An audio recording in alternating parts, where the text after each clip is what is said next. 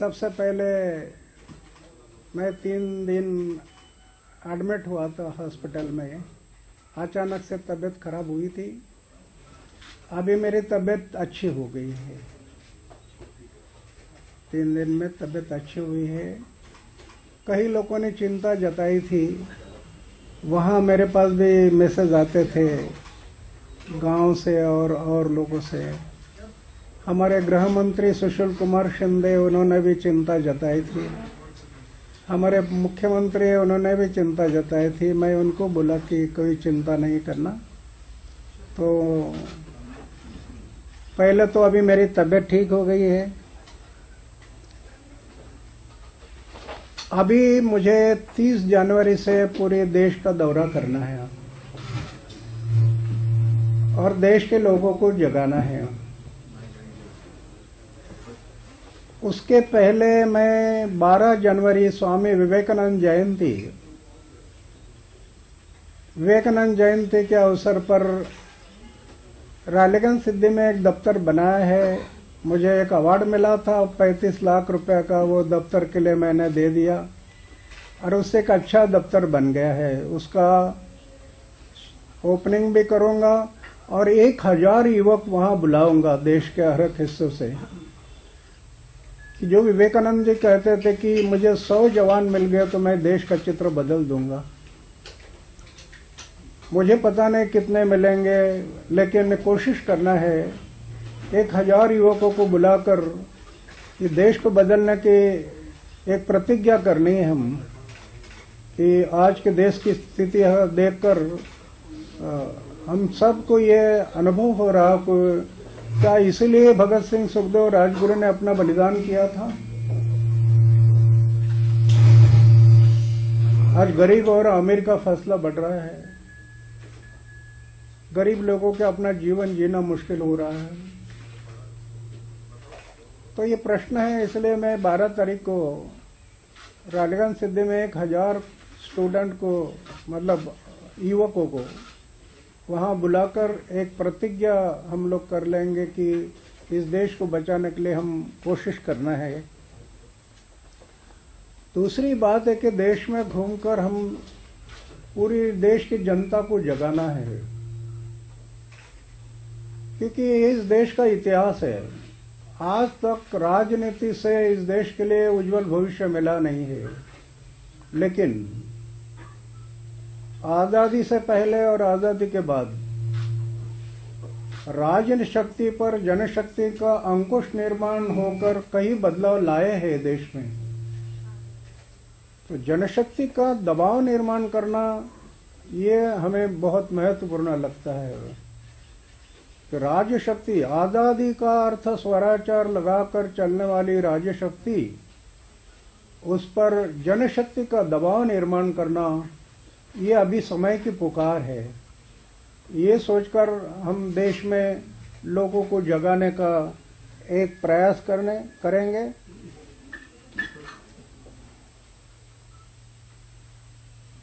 और ये तो हमारे सामने उदाहरण भी है कि महात्मा गांधी ने या जयप्रकाश जी नारायण ने ये राजनीति पर कैसे जनशक्ति का अंकुश निर्माण किया था। उसके कारण कुछ ना कुछ बदलाव तो आ गया। आगे क्या हुआ, कितना सफलता मिली, वो बात अलग है, लेकिन सफलता तो मिली थी, ये इनकार नहीं कर सकते हम। दूसरी चिंताजनक बात यह है कि हमारा जो लोकसभा, हम जो लोकसभा कहते हैं, कहने के लिए तो हम सब कह रहे हैं कि हमारी लोकसभा है। लोकसभा का अर्थ अगर लोगों की सभा है तो आज दिखाई क्या दे रहा है कि उस लोकसभा में पक्ष और पार्टियों ने जो अतिक्रमण किया है और लोगों की सभा के बजाय पक्ष और पार्टियों की सभा वो बन गई है। इसको बदलने के लिए जब तक लोग अपना कैंडिडेट सिलेक्शन नहीं करते और अपना कैंडिडेट चुनकर नहीं भेजते हैं, तब तक सही लोकसभा नहीं बनेगी। वो अगर लोकसभा बनानी है तो लोगों ने अपने कैंडिडेट सिलेक्शन करने हैं, लोगों ने उनको चुनाव करके भेजना है, तब वो सही लोकसभा होगी। हम संविधान को लोकसभा में रखते समय क्या कहा है? हम भारत के लोग, ऐसा कहा है संविधान में, हम भारत के लोग। ये हमारा संविधान अर्पण करते हैं, संविधान सांसद को। अपेक्षा क्या करते हैं? गरीब और अमीर का फैसला ना रहे, प्रकृति और मानवता का दोहन ना हो, हमारे देश में कोई जाति पाति धर्म वंश का भेद ना रहे। ये हम लोग हमारा संविधान संसद को अर्पण करते समय ये कहाँ है और आज का चित्र है। इलेक्शन के टाइम पर जाति पाति का जहर फैला रहे देश में। कहाँ संविधान का पालन हो रहा है? गरीब और अमीर का फैसला ना बढ़े, आज तो इतना फैसला बढ़ रहा है कि कई लोग तो सिर्फ खाने के लिए जी रहे हैं। तो ये संविधान का पालन नहीं हो रहा आज, ऐसा हमें लगता है। इसलिए देश की जनता को जगाऊंगा कि संविधान भंग करने का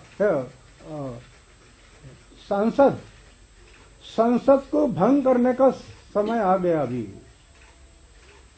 जो संसद संविधान का पालन नहीं कर रही है, ऐसे संसद में बैठे लोगों को संसद में बैठने का क्या अधिकार है?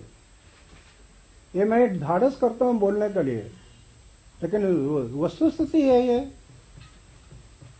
जहां संविधान का पालन नहीं हो रहा और आज हमारा देश चल रहा है वो संविधान और संविधान के आधार पर चले और बनाए हुए कानून के आधार पर ये देश चला है, और आज दोनों का भी पालन नहीं हो रहा है। तो इसलिए मैं देश के लोगों को जगाऊंगा कि अभी जगने का समय आ गया। अभी अगर सही प्रजातंत्र आना है, सही गणतंत्र आना है, तो अभी जनता को जागना होगा, तभी इसमें बदलाव आ जाएगा। ये इसलिए मैं पूरी देश में घूमने के लिए सोचा है।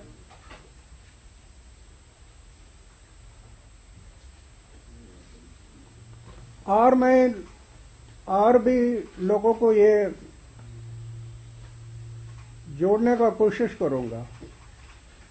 सरकार किसके भी हो, सरकार से कोई मतलब नहीं, पक्ष और पार्टी से कोई मतलब नहीं है। आगे के लिए देश की जनता अगर संगठित हो जाए और किसी पार्टी की सरकार हो, किसी पक्ष पार्टी के सरकार हो, सरकार गिराने की शक्ति जब तक जनता में नहीं आएगी तब तक बदलाव नहीं आएगा।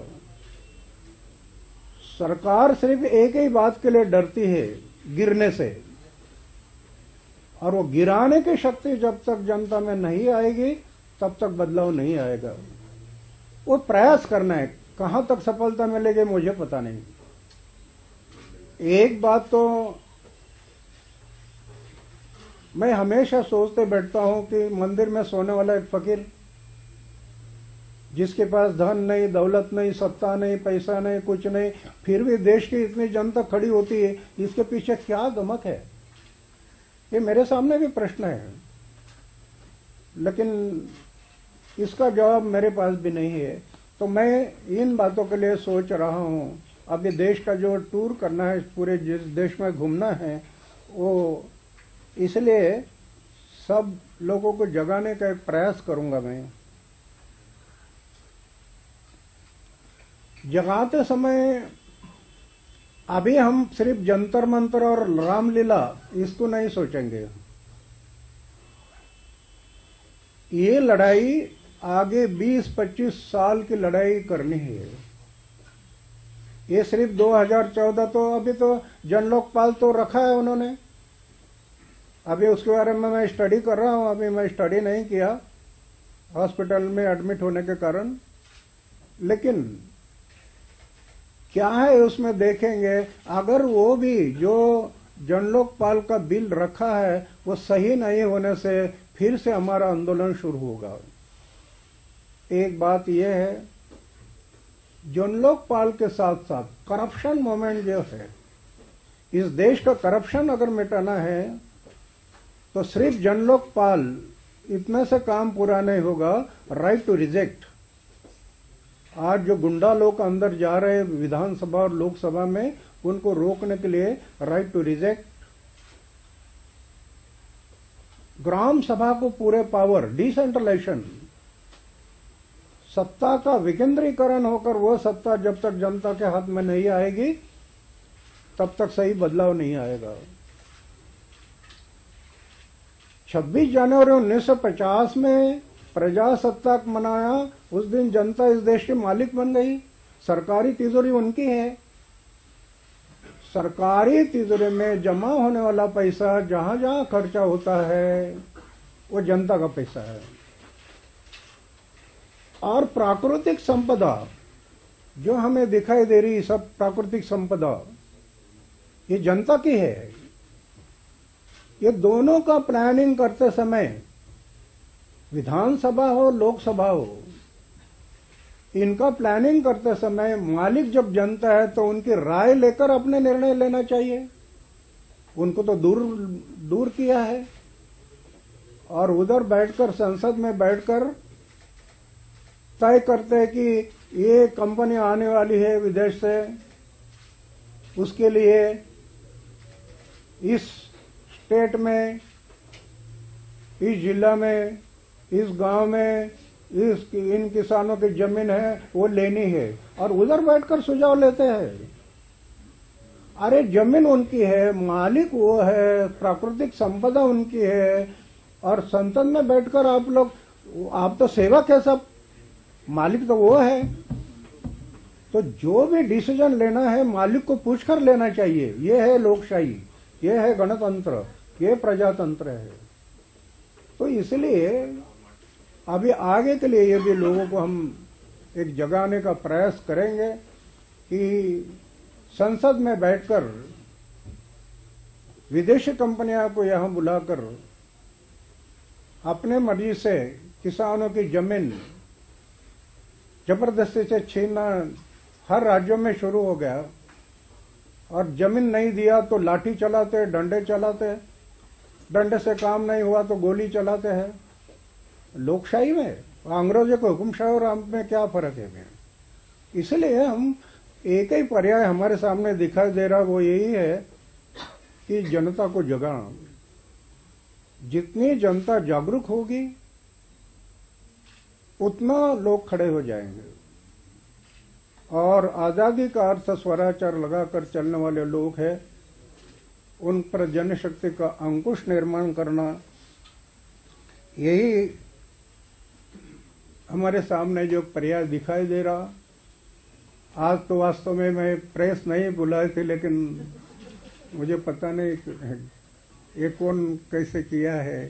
ठीक है, आप आगे, आपका स्वागत है।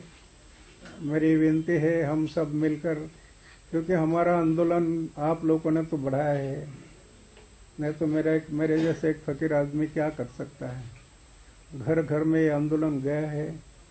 अभी आगे आने वाला जो 2014 का इलेक्शन है, जन लोकपाल के बारे में क्या होता है देखेंगे। नहीं तो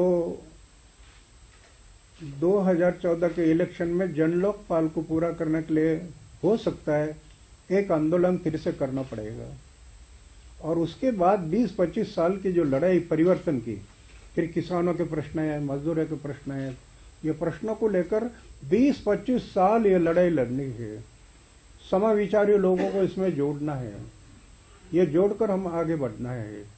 तो ये अचानक से अब मैं आपसे मिला, आपको कोई प्रश्न आप पूछे। अन्ना जी, आप जन लोकपाल की दोबारा से एक बार लड़ाई को शुरू करने जा रहे हैं। अन्ना जी मेरी आवाज आ रही है आपको? एक मिनट मैं थोड़ा मशीन लगा। अन्ना जी मेरी आवाज आ रही है आपको? ये तो चल रही है वैसे। अन्ना जी, जन लोकपाल की दोबारा से आप लड़ाई शुरू करने जा रहे हैं, जैसा आपने अभी बताया। आपके एक पूर्व साथी हैं डॉक्टर कुमार विश्वास, उन्होंने रायपुर में कहा कि हमारा जो मूवमेंट था पहले दिन से वो राजनीतिक तौर से ही शुरू हुआ। आज जबकि आप लोकसभा, संसदीय प्रणाली, संविधान को रखकर बहुत सी सवाल उठा रहे हैं संसद पर, ऐसे माने में क्या आप मानते हैं कि आपका शुरुआती मूवमेंट जो शुरू बिल्कुल हुआ, जहां से शुरुआत हुई, वो पूरी तरह से राजनीतिक मूवमेंट था?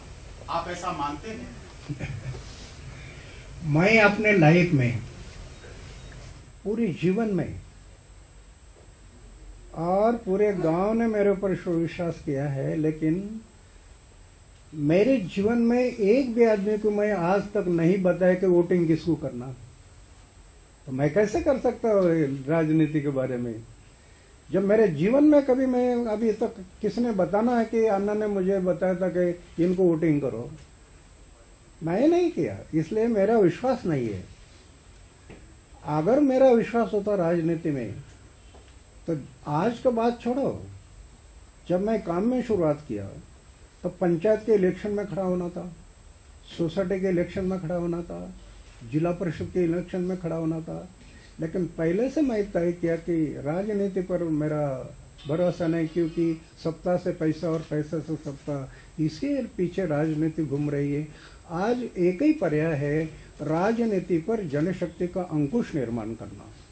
इसलिए तब एक खबर आई कि एफडीआई ने जो विदेशी चलाना है उसने 1.25 अरब रुपया खर्च किया है लॉबिंग पे। आपको बात समझ में आ रही है ना? अन्ना जी, कहा यह जा रहा है कि प्रत्यक्ष विदेशी निवेश जो आया है, विदेशी किराना, उसमें कहा गया है कि जो लॉबिंग हुई है विदेशों से, उसमें 1.25 अरब रुपया खर्च किया गया है।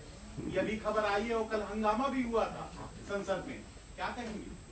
क्या आपको लगता है कि ऐसा हुआ? अभी मेरे सामने तो कोई प्रूफ नहीं है, लेकिन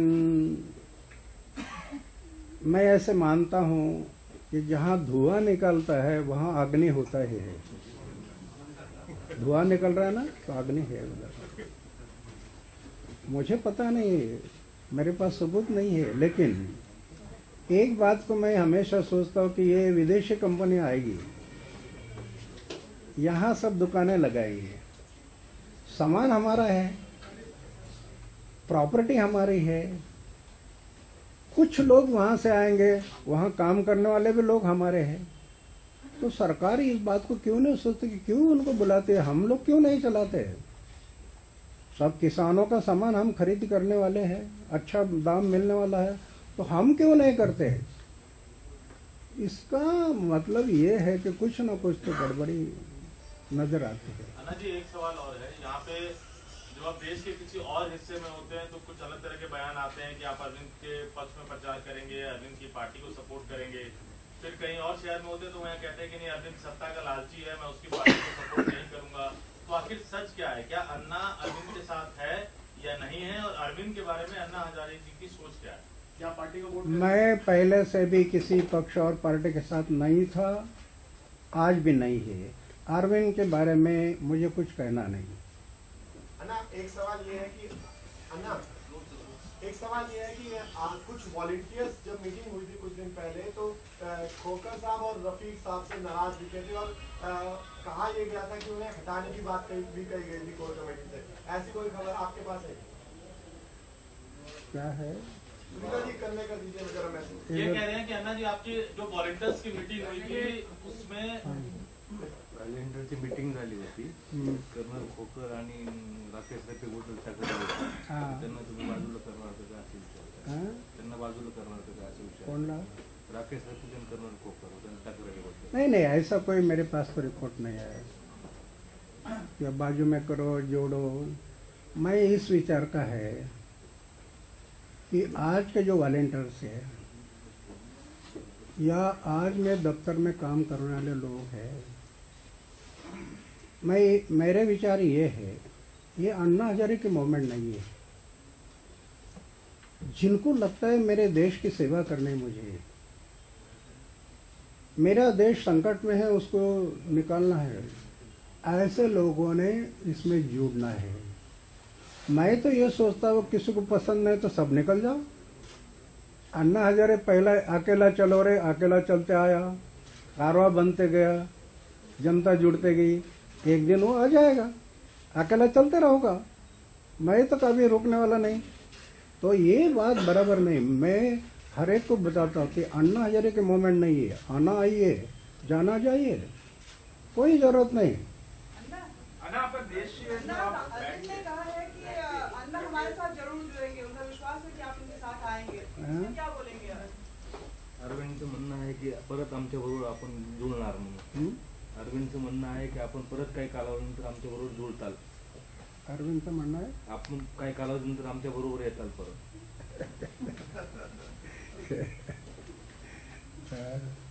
वो सपना जो देख रहे मुझे पता नहीं क्या होगा। जब मैं राजनीति के बारे में कोई सोचता नहीं तो कैसे कहूँ मैं। अन्ना ऐसी भी खबरें आ रही है कि मतलब आपकी जो कोर कमेटी है उसके मेंबर जो है वो साथ में नहीं बैठना चाहते, आपकी काफी टाइम से कोर कमेटी की मीटिंग नहीं हुई है, इस खबर पे कितना रॉन्ग है? कोर कमिटीची मीटिंग बरेच दिवस झालेली नाहीये. नहीं, अभी कोर कमेटी हम लोग बनाए नहीं है। सिर्फ 13 लोगों की जब मीटिंग की थी उस टाइम पर यह कहा था कि आज हमारे पास करीब 90 के करीब अच्छे लोग आए हैं, उनका इंटरव्यू करके उनको सिलेक्शन करके फिर एक ही टाइम पर कोर कमेटी का हम डिक्लेयर करेंगे। आज कोर कमेटी का ही बनाया नहीं, समन्वय समिति जो बनाई थी आज बनाए नहीं है, अभी वो बनाने जा रहे हैं और वो भी निकष लगाकर, नहीं तो गड़बड़ हो जाएगी। आज जैसे ये पक्ष और पार्टी वाले जो है ना बोर्ड लगाते हैं, सभासद नोंदणी चालू है, भ्रष्टाचारी हो चलेगा, गुंडा हो चलेगा, लुटारू हो चलेगा, ऐसे लोग इसमें मानने नहीं आना। संख्यात्मक दृष्टि से ये मोमेंट को नहीं बढ़ाना, गुणात्मक दृष्टि से थोड़े हो लेकिन अच्छे हो, समाज के बारे में, देश के बारे में सोचते हो, ऐसे लोग हो। सिर्फ संख्यात्मक दृष्टि से बढ़ाना कि क्या होगा, कुछ नहीं होगा ये। अरे राजनीति से तो इतने बड़े बड़े ग्राउंड फूल किए 65 साल में, हाथ में क्या आ गया? तो वो उस बात को हम नहीं सोचते हैं। अन्ना जी आपका दौरा कहाँ से शुरू होगा? तो आप दौरा कह रहे हैं कि देश का कहाँ से शुरू कहाँ से करेंगे? दौरा कुठून सुरू करणार?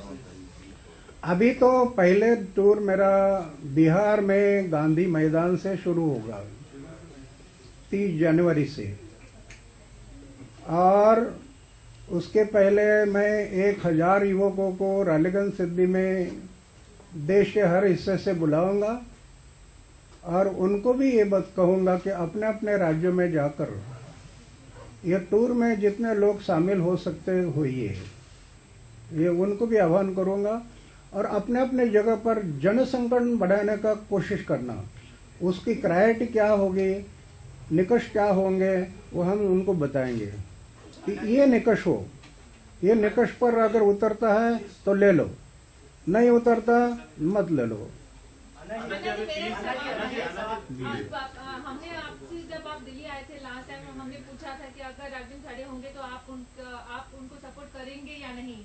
तब आपने कहा था कि अगर अरविंद खड़े होंगे और कपिल सिब्बल के खिलाफ खड़े होंगे तो आप कैंपेन पर भी जाएंगे। फिर जब आप भुवनेश्वर गए तो आपने कहा कि अच्छे अगर कैंडिडेट्स होंगे तो उनकी पार्टी को सपोर्ट करेंगे। फिर आप दिल्ली में आए और आपने कहा कि उनके पार्टी के पास दूर दूर तक मैं नहीं जाऊंगा। तो आप ये अरविंद और उनकी पार्टी के तरफ अपना बयान बार बार क्यों बदलते हैं, और अभी क्या है आपका मतलब फाइनल स्टैंड? समय के कारण बयान बदलने पड़ते हैं। समय पर समय कैसा है वो देखकर चलना है। भुवनेश्वर और दिल्ली में वो जो 3-4 दिन का अंतर हुआ, या ये जो 1 महीना का अंतर हुआ, उसमें क्या ऐसी चीज हुई जो आपको अपना बयान और आपका सोच बदलना पड़ा, वो बता दीजिए। और आज की तारीख में आपका कैसा दोन वक्तव्यामध्ये असं काय झालंय त्याच्यामुळे तुम्हाला आपलं बदलावं लागलं मत? ये अगर मैंने आज बताया तो पूरी गड़बड़ हो जाएगी।